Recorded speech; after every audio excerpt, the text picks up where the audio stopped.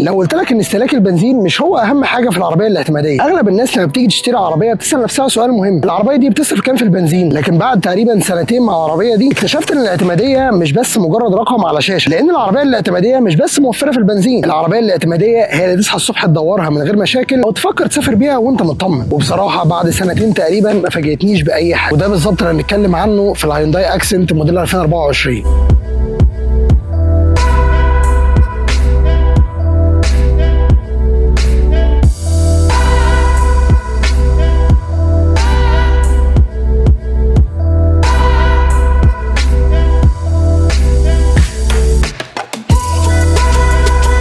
قبل ما نتكلم عن تجربتي مع الهيونداي اكسنت، خلينا الاول نعرف ان الهيونداي اكسنت عربيه ليها تاريخ كان عامل ازاي. الاكسنت تقريبا بدات رحلتها في التسعينات، في وقت كانت هيونداي تقريبا بتحاول تثبت فيه نفسها لاغلب المنافسين، وكان المطلوب منها في وقتها حاجه بسيطه جدا: عربيه اقتصاديه اعتماديه وفي نفس الوقت تكون عمليه وتستحمل الاستخدام اليومي بتاع الناس. ومن وقتها واكسنت بقت اهم عربيه عند هيونداي واتباعت بالملايين حوالين العالم. مع كل جيل كانت بتتطور شويه بشويه لحد ما وصلنا للجيل الحالي.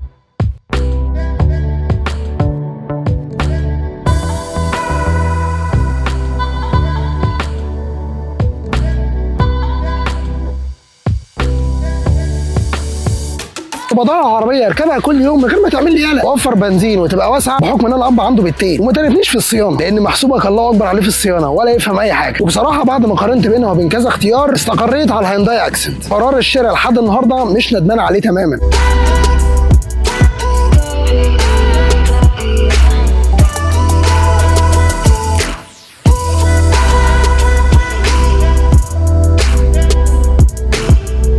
العربيه دي بتنزل باربع فئات: ستاندر وسمارت والكمفورت او النص فول والبريميوم اللي هي الفول كامل. الستاندر ودي بتيجي بعدادات عاديه انالوج وما فيهاش زرار السبورت مود وبشاشه تقريبا 8 بوصه. اما السمارت فدي بتيجي بعدادات ديجيتال وزرار المودز اللي يخليك تتحكم في الاداء حاجه بسيطه ويديك تنوع في الاداء بين السبورت مود والايكو والنورمال وشاشه 8 بوصه. الكمفورت او النص فول ودي بتيجي بعدادات ديجيتال وزرار المودز وشاشه 8 بوصه وزود عليهم كمان فتحه سقف كهرباء. اما البريميوم او الفول فهي نفس مميزات النص فول، هتزود عليهم الانجن باور والليد الامامي اللي موجود بعرض العربيه كله من اولها لاخرها. وبصراحه بالنسبه لي فكره السمارت هي تقريبا اكتر فئه متوازنه قيمه مقابل سعر.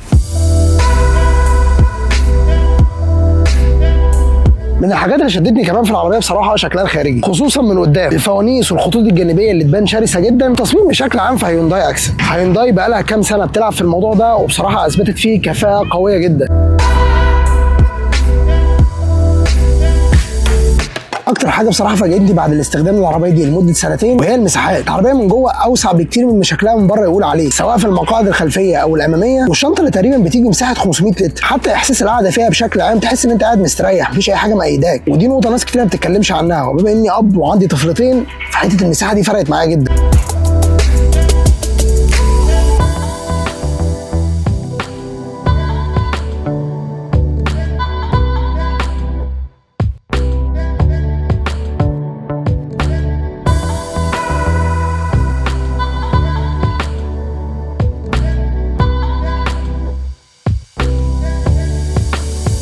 نيجي بقى لحته الموتور والاداء. العربيه دي بتيجي بموتور 1500 سي سي، ولو بتدور على اداء رياضي منه فمش هيديك اي حاجه حتى مع زرار السبورت مود، هو بس زرار بيرفع لك الار بي ام شويه وخلاص على كده، ما تحلمش بيه كتير يعني. لكن لو بتدور على استخدام مريح ويومي ويساعدك في اي وقت هتقدم معاك الغرض كويس جدا.